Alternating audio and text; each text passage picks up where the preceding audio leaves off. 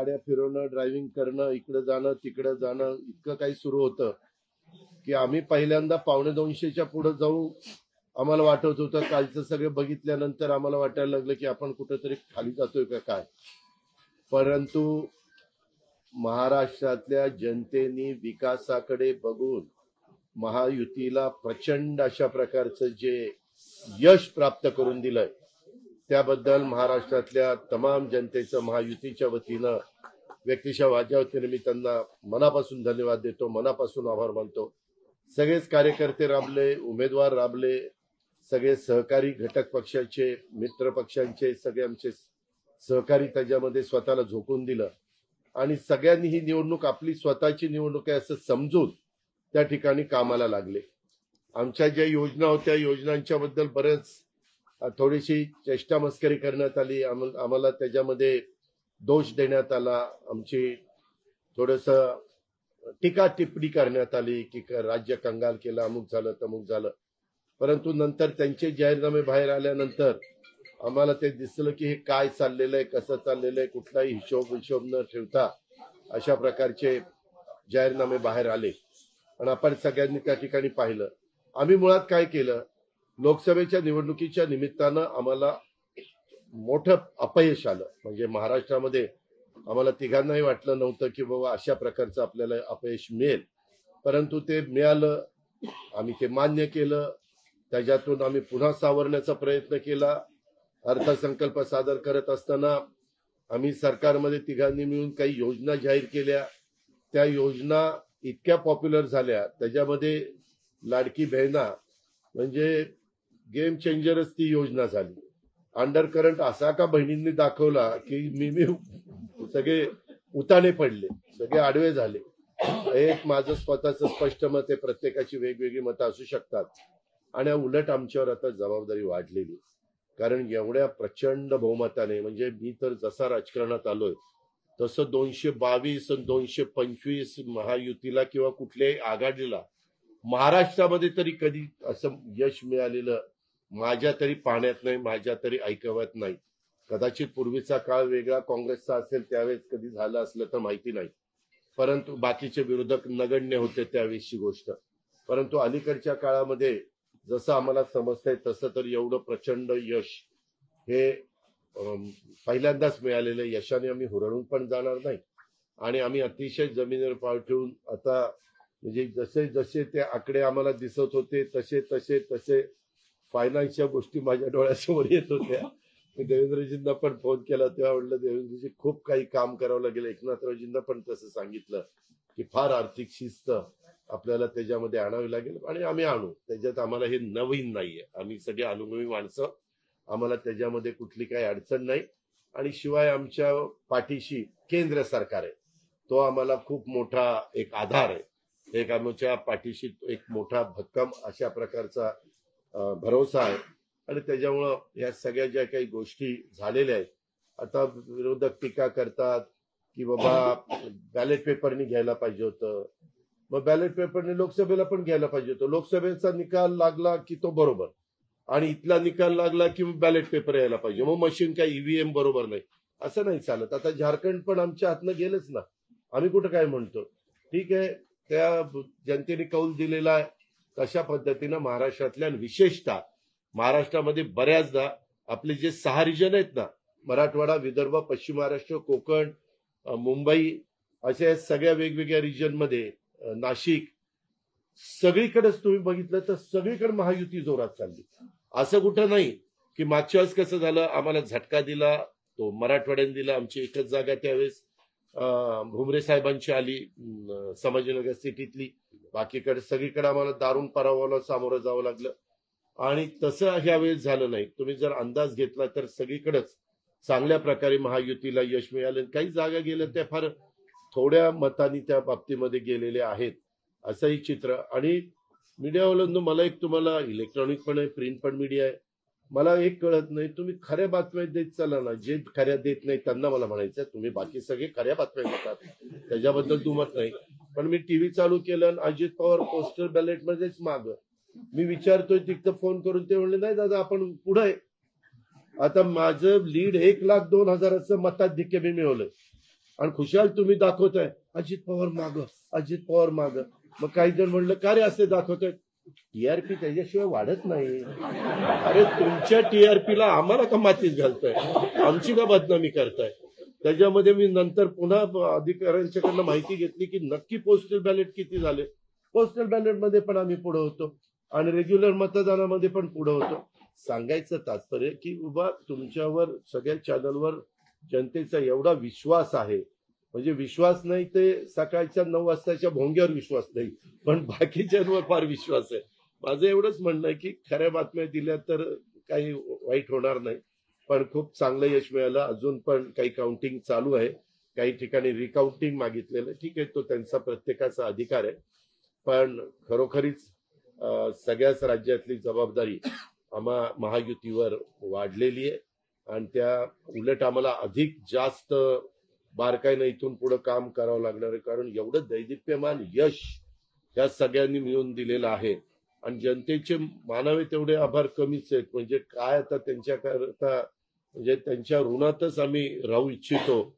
आणि 5 वर्ष अक्षरशः अतिशय एकोप्याने ही युती शेवटपर्यंत कशा पद्धतीनं काम करेल आणि जनतेने टाकलेल्या विश्वासाला कुठल्याही परिस्थितीमध्ये तडा जाऊन दिला जाणार नाही. अतिशय चांगल्या पद्धतीनं राज्याच्या सर्वांगीण विकासाच्या करता जसं आम्ही विकास हा केंद्रबिंदू मानून पुढे गेलो, तशाच पद्धतीचं काम हे इथून पुढच्या काळामध्ये देखील महायुतीच्या वतीनं त्या ठिकाणी चालेल, अशा प्रकारची खात्री मी आपल्या पत्रकार मित्रांना पण देतो आणि आपल्या मार्फत महाराष्ट्रातल्या तमाम जनतेला देतो. पुन्हा एकदा मतदार बंधू भगिनींचं, सर्वांचं, मीडियाचं, इलेक्ट्रॉनिक प्रिंट, सर्वांचं मी मनापासून आभार मानतो, मनापासून धन्यवाद देतो. धन्यवाद.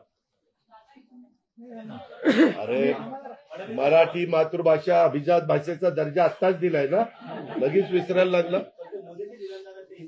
नाही नाही, हे दिल्लीत पाहिजे बोलतात. मी माझी भावना मगाशीच मांडली आहे की केवळ आता एवढंच सांगेन की महाराष्ट्राच्या जनतेसमोर आम्ही नतमस्तक आहोत. जनतेने ज्या प्रकारचा विजय दिलेला आहे, खऱ्या अर्थानं हा विजय एक प्रकारे आमची जबाबदारी वाढवणारा विजय आहे. देशाचे प्रधानमंत्री मोदीजींवर महाराष्ट्राने दाखवलेला विश्वास आहे आणि त्यामुळे आता आम्हाला खूप काम महाराष्ट्रामध्ये करावं लागेल याची आम्हाला जाणीव होते आहे. म्हणून पुन्हा एकदा महाराष्ट्रातल्या सगळ्या मतदारांच्या चरणी आम्ही नतमस्तक होतो आणि त्यांना आश्वस्त करतो की त्यांनी जो विश्वास दाखवलाय त्या विश्वासाला आम्ही तडा जाऊ देणार नाही. सगळ्यांचे अतिशय मनापासून आभार.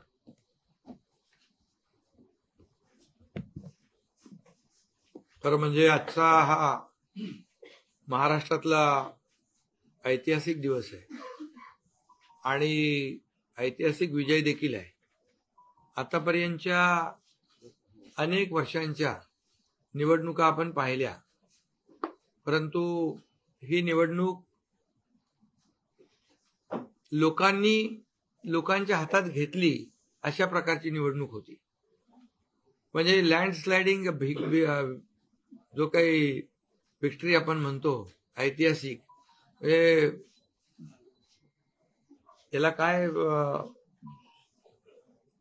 शब्द वापरायचे मला कळत नाही, परंतु लोकांनी मतांचा, प्रेमाचा वर्षाव महायुतीवर केला. कारण लाडकी बहीण असेल, लाडका भाऊ असेल, लाडका शेतकरी असेल, एकंदरीत सगळ्याच घटकातल्या लोकांनी यावेळेस महायुतीवर प्रेम दाखवलं आणि त्यामुळे मी सगळ्या मतदारांना मनापासून धन्यवाद देतो आणि त्यांना एवढ्या मोठ्या ऐतिहासिक विजयासाठी साष्टांग दंडवत घातला पाहिजे अशा प्रकारचं काम मतदारांनी केलेलं आहे. खरं म्हणजे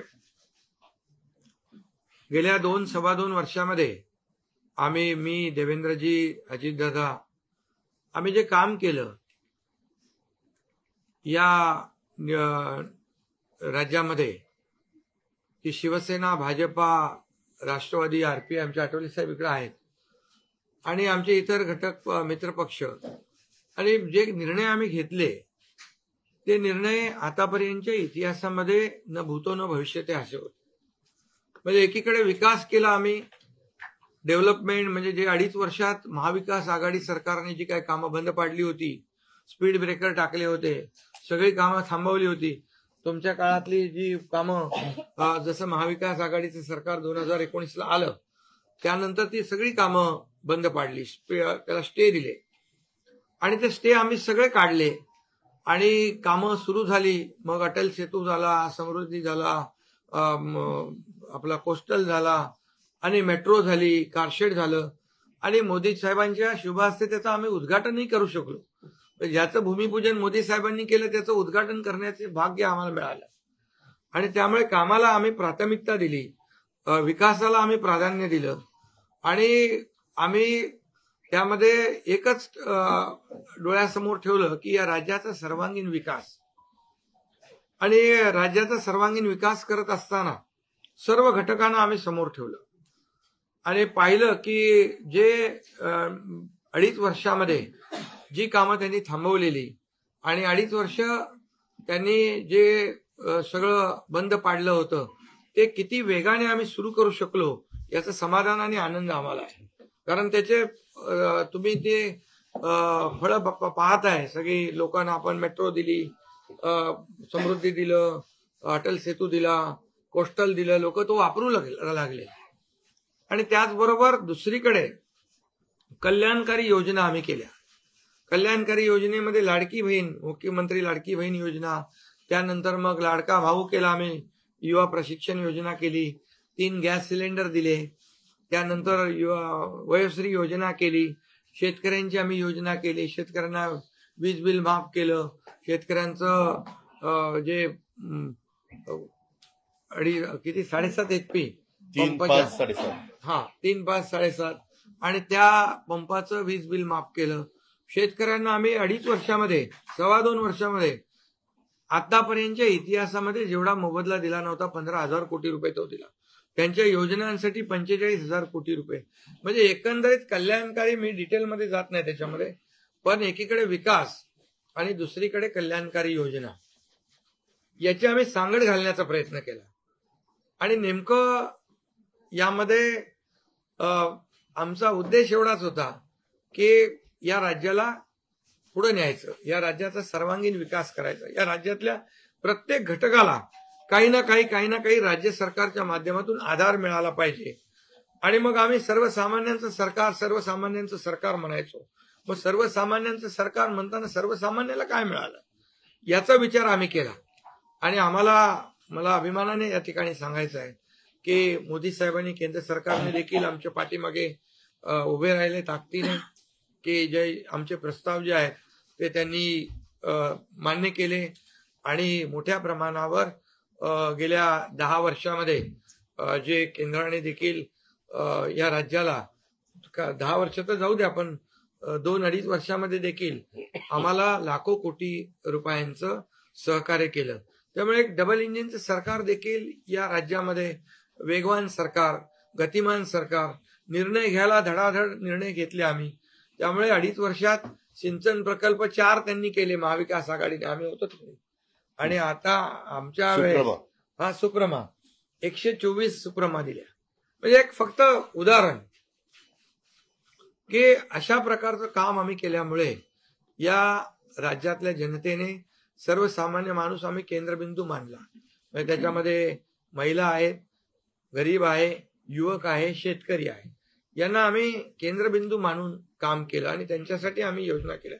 काय आमच्यावर आरोपही झाले, एका रेवड्या बाटण्या काय काय काय म्हणजे तुम्ही हे वाटप सुरू केलंय, बहिणींना विकत घेताय का, काही लाच देताय का, या सगळ्या गोष्टीला आम्ही सामोरं गेलो. कोर्टामध्ये काही लोक गेले ही योजना बंद करण्यासाठी. आणि म्हणून लाडकी बहीण योजना जी आहे, त्याचबरोबर शासन आपल्या दारी, आम्ही याच्यापूर्वी शासन आपल्या दारी आम्ही केलं. डायरेक्ट तेव्हाही योजना होत्या, पूर्वी लाभही होते, सगळं होतं, परंतु लोक कंटाळून ते योजनांचा लाभ घेण्यापासून वंचित राहत होते. आम्ही 5 कोटी लोकांना त्याचा लाभ दिला, शासन आपल्या दारी. आणि आपल्या लाडकी बहीण योजना, यामुळे एकंदरीत लोकांनी विश्वास ठेवला की हे देणारं सरकार आहे. हे फक्त बोलणारं सरकार नाहीये. आणि म्हणून देणारं सरकार आहे याच्यावर विश्वास ठेवला आणि कल्याणकारी योजना ज्या केल्या आम्ही फक्त बोललो नाही तर 5 इन्स्टॉलमेंट लाडक्या बहिणींच्या खात्यात टाकले सुद्धा. आणि आम्हाला माहित होतं हे विरोधक सावत्र भाऊ आमच्या या नोव्हेंबरच्या पैशामध्ये अडकाटी आणतील, म्हणून आम्ही ऑक्टोबरमध्येच आचारसंहिता लागायच्या अगोदर नोव्हेंबरचे पण पैसे दिले. कारण शेवटी आम्ही देण्याची नियत आमची आहे, नियत साफ आहे.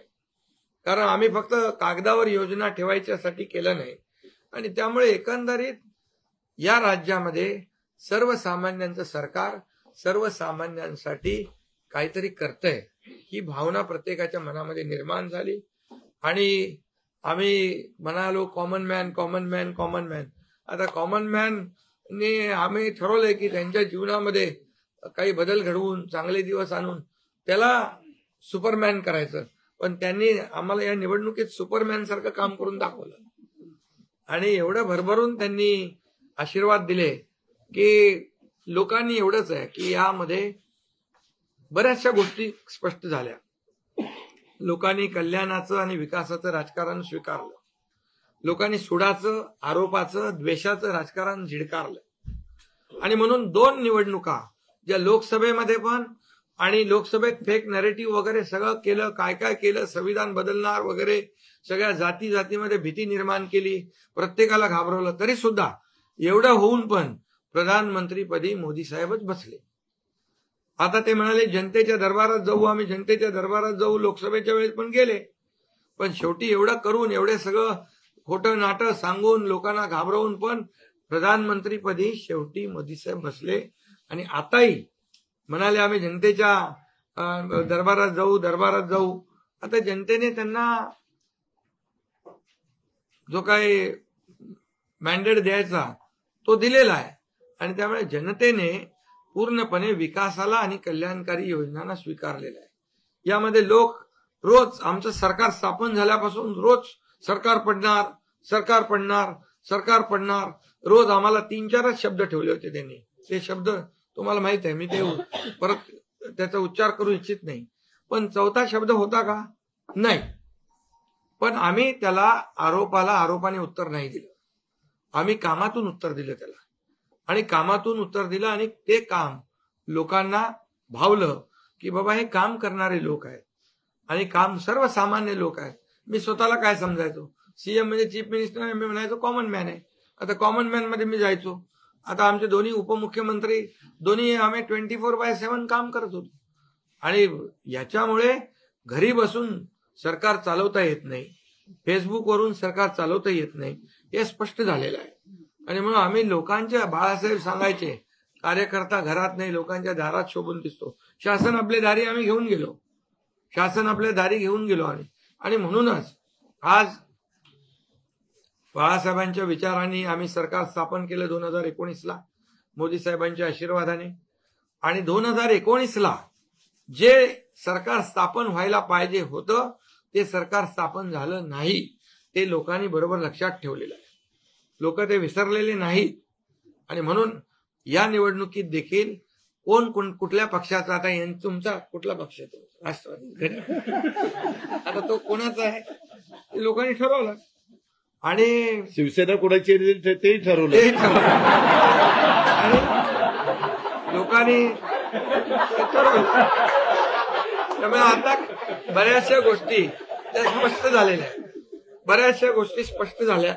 आणि मला समाधान आहे की 2019ला 56 जागा आल्या होत्या. आणि त्या 56 मला वाटतं आताही 56 जागा आल्या, अजून चालू आहे. पण एकंदरीत आताच्या पर्यंत म्हणजे विकासाला लोकांनी महत्व दिलं. मोदीजींनी, आता अमित भाई असतील, नड्डाजी आहेत, तिथं पियुषजी आहेत, केंद्रीय मंत्री आपले भूपेंद्रजी आहेत, राजनाथ सिंगजी, बऱ्याच सगळ्या लोकांनी, आठवले साहेब तर आपल्या सोबतच आहेत, आठवले साहेब सोबत 100%. तर एकंदरीत आपण सगळ्यांनी या निवडणुकीमध्ये एकत्र येऊन काम केलं. आता एकत्र येऊन काम केलं, आता त्याच्यामध्ये काही लोकांनी म्हणा त्याचा अर्थ वेगवेगळा काढला. मोदी साहेब म्हणाले एकत्र या, विकासासाठी एकत्र या. आता लोकांना आवाहन केलं, जसं आम्ही काय त्याच्यामध्ये जातीपाती धर्माचा उल्लेख केला नाही, पण मतदानासाठी एकत्र या, विकासासाठी एकत्र या, या राज्याला पुढे घेऊन जाण्यासाठी एकत्र या, असं आवाहन करणं काय चुकीचं आहे. आणि लोकांनी ते एकत्र येऊन एकजुटीचं दर्शन या निवडणुकीमध्ये घडवलं आणि मतांची टक्केवारी वाढली, मतदानाची टक्केवारी वाढली, महिलांच्या, आमच्या लाडक्या बहिणींच्या टक्केवारी वाढली. आतापर्यंत महिलांचं टक्केवारी कमी असायची पुरुषांपेक्षा, पण यावेळेस ती टक्केवारी जास्त आहे. आणि म्हणून लाडक्या बहिणी आमच्या ज्या आहेत त्या लाडक्या बहिणींनी सावत्र भावांना चांगला जोडा दाखवलेला आहे. आणि आम्ही म्हणायचो ना, खोडा घालणाऱ्यांना जोडा दाखवा. तर एकंदरीत ही निवडणूक जी आहे, ही निवडणूक विकासाच्या अजेंड्यावर, कल्याणकारी योजनांच्या ह्याच्यावर आणि जे विचार आहेत, आज आमचे शिवसेना म्हणून बाळासाहेबांचे विचार आहेत, दिघे साहेबांची शिकवण, मोदीजींची जे काही जो त्यांचा सपोर्ट आहे, केंद्राचा सपोर्ट आहे, या सगळ्या गोष्टी ज्या आहेत या निवडणुकीमध्ये कामी आले. शेवटी लोकांना काय पाहिजे? लोकांना शिव्याशाप नको आहे, लोकांना आरोप प्रत्यारोप नको आहे, लोकांना सुडाचं राजकारण नको आहे. लोकांना हवंय डेव्हलपमेंट हवंय आणि विकास विकास आणि विकास यावर आम्ही भर दिला. आणि आज त्यामध्ये किती आरोप केले, खोटे बोला, आपण रेटून बोला. आता अजितदादा मगाशी म्हणाले की तुम्ही पण काय काय ते बातम्या अशा, सकाळी तर अशा बातम्या चालल्या होत्या की बोला आमचा काय कार्यक्रम होतो का काय, आमचा करेक्ट कार्यक्रम करायचा. तर याच्यामध्ये खूप चांगलं निर्णय झाला, चांगला एक आपला ऐतिहासिक विजय झालेला आहे. आणि त्यामुळे खऱ्या अर्थाने आमची जबाबदारी वाढलेली आहे. आता या सगळ्या ज्या काही जे घेतलेले आम्ही निर्णय आहेत, की आमचा एकही निर्णय कागदावर राहिलेला नाही. मी त्या सगळ्या निर्णयात जाऊ इच्छित नाही, पण एकही निर्णय आम्ही कागदावर ठेवला नाही. कुठली योजना आहे ती कार्यान्वित केली आम्ही. आणि त्यामुळे जो लोकांचा विश्वास, शेवटी यापूर्वी देखील आपण पाहिलं की काँग्रेस सरकार ज्या ठिकाणी असतील त्यांनी किंवा महाविकास आघाडी ज्यांनी ज्यांनी काही निर्णय घेतले, काही आश्वासनं दिली, ती पाळली नाही. आश्वासनं दिली, नंतर कर्नाटक मधलंच आश्वासन घ्या, हिमाचल मधलं घ्या, आपल्या राजस्थान मधलं घ्या पूर्वीचं, की त्यामध्ये आश्वासन दिल्यानंतर निवडून आल्यानंतर केंद्राकडे पैसे मागायला लागले. आमच्याकडे पैसे नाही, हमारे पास पैसे नाही. असं आम्ही केलं नाही. आम्ही जे बोललो, आमची हातपाय काय म्हणतो त्याला, पांघरून पाहून आम्ही ते आम्ही अंतरून पाहून पाय पसरले. आणि ज्या योजना आम्ही केल्या, या योजनांचा पूर्णपणे त्याच्यामध्ये कुठलीही योजना बंद होणार नाही याची आम्ही काळजी घेतली. सगळे नियम आम्ही पाळले, सगळ्या आरबीआयच्या, केंद्र सरकारच्या गाईडलाईन आम्ही पाळल्या, कुठलंही व्हायलेशन आम्ही केलं नाही. आर्थिक दृष्टिकोनातून जे जे काही आम्ही नियोजन करायचं ते केलं. आणि त्यामुळे त्यांना लोकांनी खोटं ठरवलं. ते आम्हाला म्हणाले तुम्ही लाडकी बहीण योजना देताय, पैसे कुठून आणणार, पैसे कुठून आहे, हे फसवं आहे. आणि त्यांनीच आमची योजना चोरून नंतर त्यांच्या वचननाम्यामध्ये टाकली. मग तुम्ही कुठून आणणार? म्हणजे लोकांना कळलं की हे फक्त बोलतायत, करणार नाहीत. आणि विश्वासाचा भाग आहे. आम्ही 2-2.5 वर्षामध्ये जे करून केलं ते लोकांसमोर आहे. आम्ही कुठलंही काही याच्यामध्ये लपवाछपवी केली नाही. जे आहे ते स्पष्टपणे आम्ही मांडलं लोकांच्या समोर. लोकांच्या दरबारामध्ये आम्ही गेलो आणि लोकांना काम आवडतं, लोकांना विकास पाहिजे, लोकांना कल्याणकारी योजना पाहिजेत, ते आम्ही देण्याचा प्रयत्न केला आणि विकासाकडे या राज्याला नेण्याचा आम्ही प्रयत्न केला. यामध्ये केंद्राचा आम्हाला खूप मोठ्या प्रमाणावर सपोर्ट मिळाला. 10 वर्षामध्ये, मी तो आकडा अगोदर पण मी सांगितला होता, मनमोहन सिंग प्रधानमंत्री होते, 10 वर्षात राज्याला त्यांनी 2 लाख कोटी दिले. पण यावेळेस 10 वर्षामध्ये मोदीजींनी 10 लाख कोटी दिले. म्हणजे आताचं नवीन उदाहरण तर 76,000 कोटी वाढवण बंदर आहे, दिघी बंदर आहे. अशी म्हणजे डेव्हलपमेंटसाठी जे आहे, मग ते एअर कनेक्टिव्हिटी असेल, water connectivity, rail connectivity, road connectivity असेल, अनेक प्रकल्पांना जे काही पाण्याची योजना असतील आमच्या, त्या सगळ्याला खूप मोठ्या प्रमाणावर सपोर्ट केला आणि त्यामुळे आम्ही या राज्याला विकासाकडे घेऊन जाऊ शकलो आणि लोकांना कल्याणकारी योजना आम्ही देऊ शकलो आणि लोकांना आम्ही याच्यामध्ये मतं नाही, आम्ही लोकांची मनं जिंकलेली आहे. आज लोकांना शेवटी काय विश्वास महत्वाचा आहे. विश्वासावर सगळ्या गोष्टी चालतात. तुम्ही काही सांगा आणि नंतर त्या हात वरती करा, अशा प्रकारचं काम आमच्याकडून झालं नाही आणि त्यामुळे आम्ही काम करणारे लोक आहोत, कार्यकर्ते आहोत आणि म्हणून आम्ही 24/7 काम केलं. जेव्हा जेव्हा शेतकरी अडचणीत आला तेव्हा तेव्हा त्याच्या मागे आम्ही उभं राहिलो. त्याला वाऱ्यावर आम्ही सोडलं नाही आणि त्यामुळे जो जो सर्वसामान्य घटक जेव्हा जेव्हा अडचणीत आला त्याच्या मागे आम्ही उभं राहण्याचं काम केलं. त्यामुळे एक प्रकारचं हे सरकार जे आहे, एक पाठीराखा सरकार, एक सरकार जे आहे हे सर्वसामान्याला न्याय देणारं सरकार आहे. जनतेच्या पाठीमागे ताकदीने उभं राहणारं सरकार आहे. जसं आमच्या मागे केंद्र सरकार ताकदीने उभं राहिलं तसं आम्ही जनतेच्या मागे उभे राहिलो आणि म्हणूनच आम्हाला हा असा प्रचंड दैदिप्यमान हा विजय मिळालेला आहे आणि आम्ही या विजयाचं श्रेय जे आहे आमच्या मतदारांना देतो, जनतेला देतो. जे आमचे महायुतीचे सर्व कार्यकर्ते आहेत त्यांनी मेहनत घेतली आहे त्या सगळ्यांना देतो आणि म्हणूनच यापुढे जे काही काम आहे या जनतेच्या हितासाठी करणं एवढंच आमची जबाबदारी आहे. त्यामुळे पुन्हा एकदा मी आपल्या सगळ्या पत्रकारांना मनापासून धन्यवाद देतो, आपले आभार मानतो आणि आता इथून पुढे तुम्ही खऱ्या चांगल्या बातम्या दिल्या तर तुमचा TRP वाढत जाईल. आमचे प्रकल्प जे आम्ही सुरू केले त्याच्या बातम्या द्या, लोकांच्या फायद्याचे जे प्रकल्प आहेत त्याच्या बातम्या द्या. देवेंद्र जी, वाचाळवीरांच्या बातम्या देऊ नका.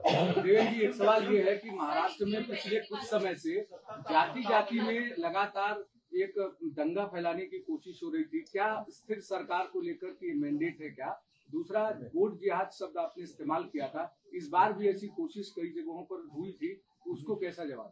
मुझे ऐसा लगता है कि प्रधानमंत्री जी ने एक जो नारा दिया था, एक है तो सेफ है, सब समाज को साथ में लाने वाली जो बात प्रधानमंत्री जी ने कही थी, महाराष्ट्र के लोगों ने उसको रिस्पॉन्ड किया है और महाराष्ट्र के सभी समाजों ने एक साथ मिलकर एक बड़ा मैंडेट हमको दिया है.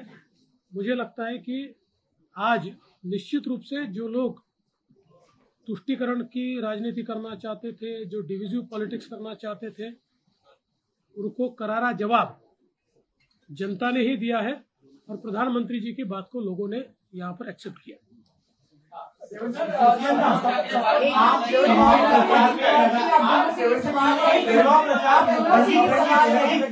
एनसीपी और शिवसेना, आप दोनों को लेकर ये आरोप लग रहे थे बार बार, आप दोनों के लिए साथ की लड़ाई थी, शिवानी ठाकुर, एका जी और अजित पवार जी की नकली है.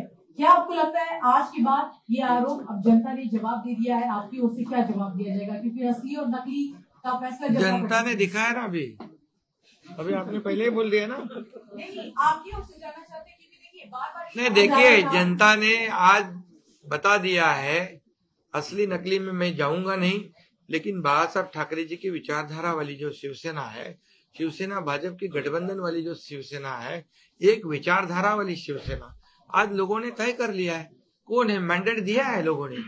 आज अभी तो मुझे लगता है वो तो अभी उनको तो हम कैसे रोकेंगे, वो तो और कुछ ना कुछ बोलते रहेंगे, लेकिन जनता की अदालत में जाने के बाद उनको भी दिखाया है और हमें भी दिखाया है.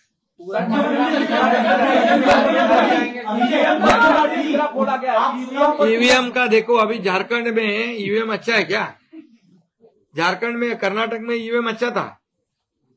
जब भी अभी वो लोग पहले जब जीतने के बाद बोलते ईवीएम अच्छा है, इलेक्शन कमिश्नर अच्छा है, वो लोग तो सुप्रीम कोर्ट तक तो उनको सलाह मशवरा देते हैं. उनको वो जो यंत्रणा उनके बाजू से, मतलब उनके फेवर में रिजल्ट आते अच्छी है. अभी तो वोटर लिस्ट पे भी उन्होंने ऑब्जेक्शन लिया था. तो जब हार जाते हैं तो बोलते ये यंत्रणा खराब है, जीतते हैं तो बोलते हैं अच्छा है. ऐसा कैसा है?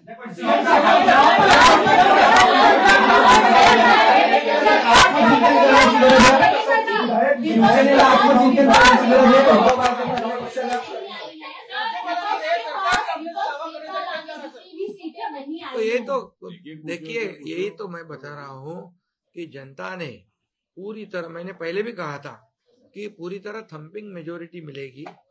ये पूरा लैंडस्लाइड विक्ट्री है ये पूरी तरह। अभी ये जनता ने भरपूर दिया है। अभी उनको उनकी जगह दिखाइए।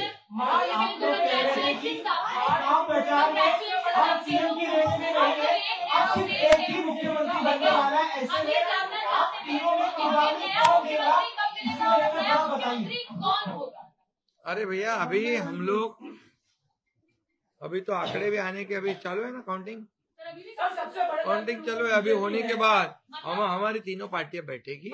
हमारा जैसे आपको बताते हैं, जैसे हमने सीटों का बंटवारा हुआ, हमें कोई मतभेद हमारे में नहीं थे, आज भी कोई मतभेद नहीं है। हम हमारे वरिष्ठ और हम लोग बैठकर उसके ऊपर निर्णय लेंगे। बच्चे हैं नई सरकार को लेकर के, तो क्या कब तक दावा पेश करेंगे गवर्नर के पास? अरे आम्ही करू ना, कब तक दावा पेश करेंगे गवर्नर के पास? क्योंकि अब 26 तारीख जो है वो डेट पिछली बार हुआ था, 5 साल पूरा होगा। समय पे सब बराबर होगा। पहले तो तीनों पार्टियां अपना अपना नेता चुनती है। अभी रिजल्ट ही आने का है। रिजल्ट आने के बाद चुनते हैं, उसके बाद ये प्रक्रिया होती है। आप बिल्कुल चिंता मत करिए। तीनों पार्टियां साथ में बैठकर और अठौली जी का भी मशवरा हम लेंगे और इसका निर्णय करेंगे।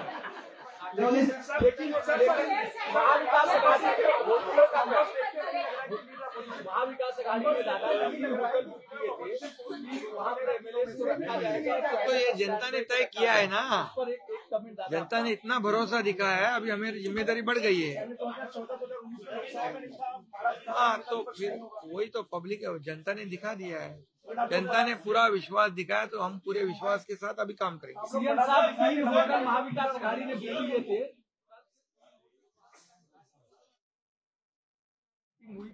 हमने एक भी मीटिंग नहीं करी थी, हम लोग शांत बैठे थे। हमने मीटिंग भी नहीं करी थी और होटल भी बुक नहीं किया था, क्योंकि हमें मालूम था थम्पिंग मेजोरिटी मिलने वाली है। उनके आवश्यकता पड़े तो उनके होटल हम मांग लेंगे, उनकी बुकिंग हम ले लेंगे।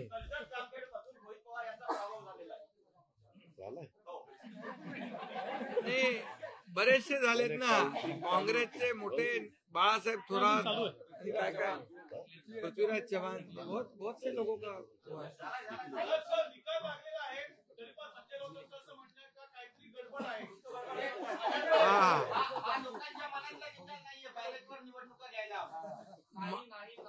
संजय राऊतची बरोबर आहे।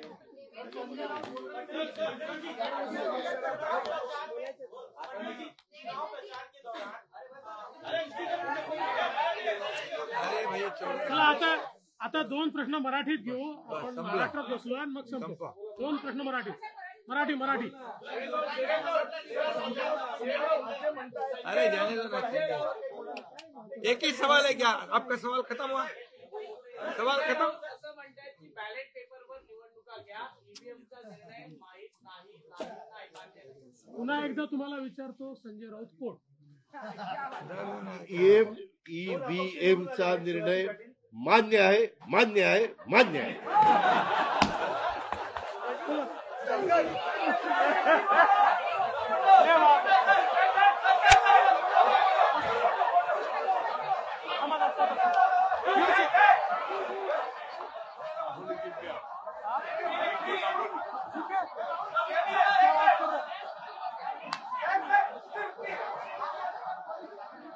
शिंदे पीछे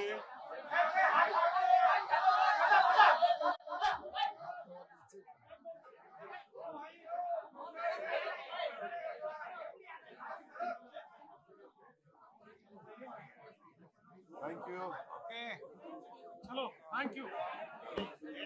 राम शिंदे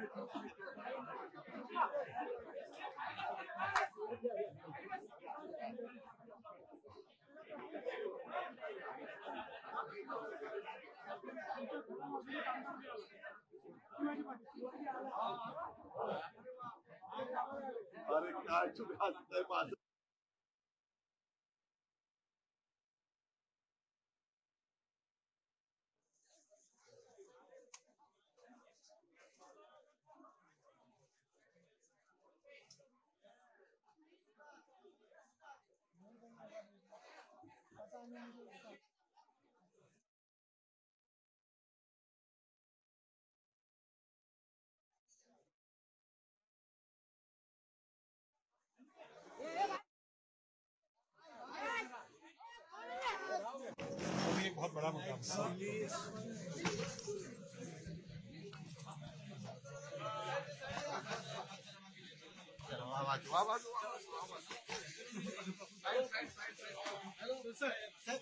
किस तरीके से फैसले आए हैं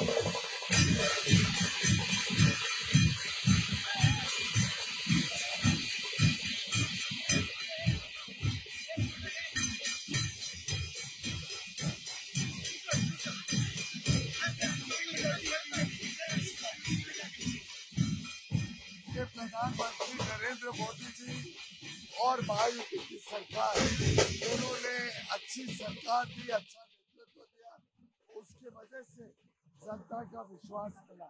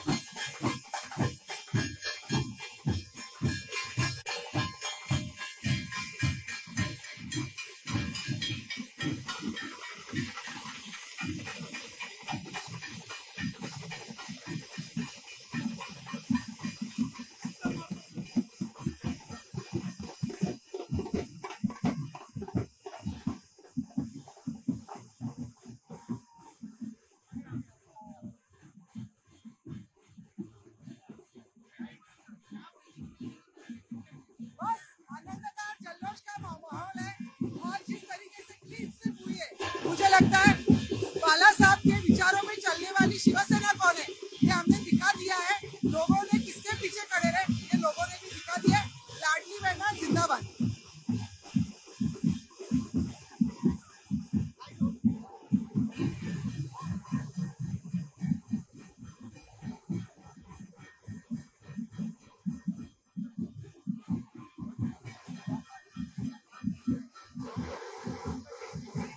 ताई ताई ताई ताई ताई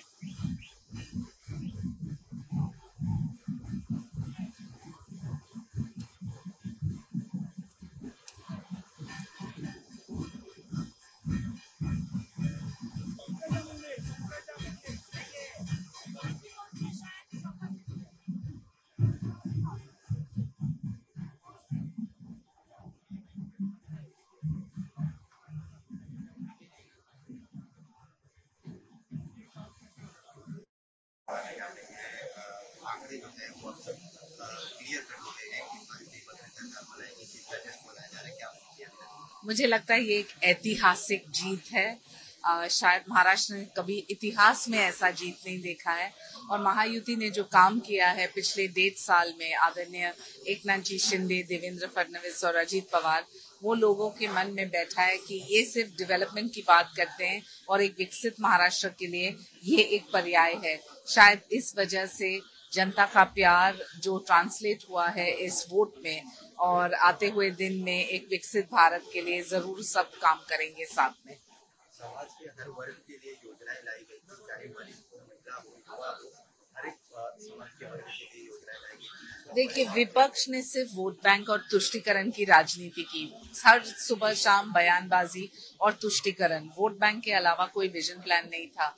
हमने बिल्कुल स्पष्ट रूप से देखा है कि 4 ही वोट बैंक पे फोकस करना, महिला, युवा, बुजुर्ग और किसान, और ये जितने भी लाभार्थी हैं उनके लिए सही मायने में महायुति एक पर्याय है।